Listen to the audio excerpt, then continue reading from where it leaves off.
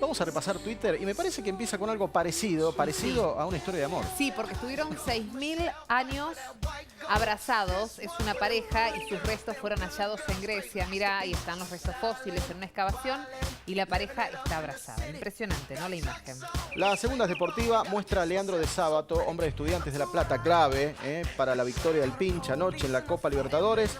Después de golear al conjunto ecuatoriano Independiente del Valle 4-0. El Chavo, que tiene 36 años, hizo el primero y el tercero de los goles de Estudiantes. Cena con el goleador del partido.